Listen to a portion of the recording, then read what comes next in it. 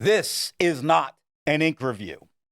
This is not an ink review. No, we are taking a look at Maruman loose leaf paper. And so this is a student paper. I do like that it's a bit different in what goes on. And I ordered some in these different colors. I just thought that would be kind of fun for in the notebooks. So we've got that would have to be added in here. Let's just add that to the back before we even get going. Now, I was adding that to the Kurufit binder that you can get to go along with it. It doesn't really come with that binder.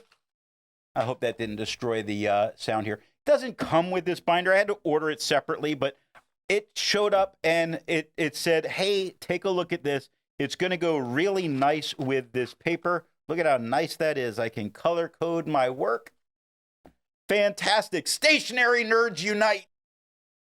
But we're going to look at the white paper because that way we can see how it does there. Obviously, I expect the different colors will have some different effects on that paper. Now, the ink we're going to use for this is the Palasa ink from Krishna. I've chosen that ink because it can shade fairly well. It has sheen. That way we know if it gets that property that comes through. And the inks that the pens that we're using for this review are the Platinum 3776 with a soft fine nib, a Hero 7045 that's seen better days with a fine nib, a Visconti Van Gogh with a broken magnet that they claim isn't broken. It didn't rust out.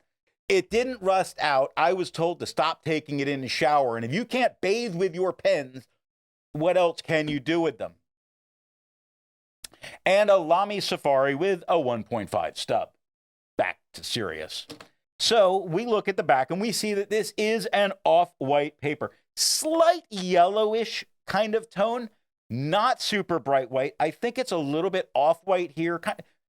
This is an eggshell white. I don't know. I couldn't say. I'd call it perhaps an eggshell, but it's not the bright white that is Clairefontaine. Looking at the back of the page, though, we see we get no bleeding and no ghosting. This does absolutely everything you would expect of a Japanese paper. The fact that this gets to go so well in here, I think it's great. And there's different types of papers. Again, so when we see this, here's just regular old notebook paper all set up. But here, it's as if we've got nice checklists going. And I need to take a look at what other kinds of this paper there are. This is fantastic.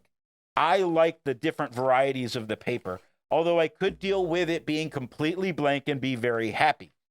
What about the color on the front of the page? Well, noticeably, that soft fine, it is much darker here than it was on the Clairefontaine. Same with that wet fine, much darker on this paper than on the Clairefontaine. The medium, much darker. That stub, much darker. It does not show any of the sheen coming through. It still keeps some of the shading. We can see it happening very nicely with ink on the medium nib. I think we can see it just about everywhere. A little bit of shading going on. The shading is nice. I appreciate it still being there. Yes, I am still a huge fan of shading inks. Not always the most important thing. I did tap the mic. I hope it didn't come through. We'll find out. I think what we're getting here is a very, very student-friendly paper, especially when you combine it with the notebook and you can change it in the order of what's going on.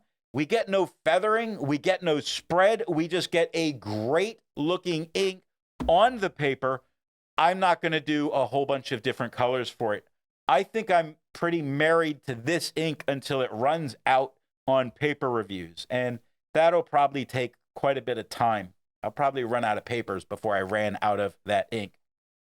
I hope you got something out of this video, and thanks for watching.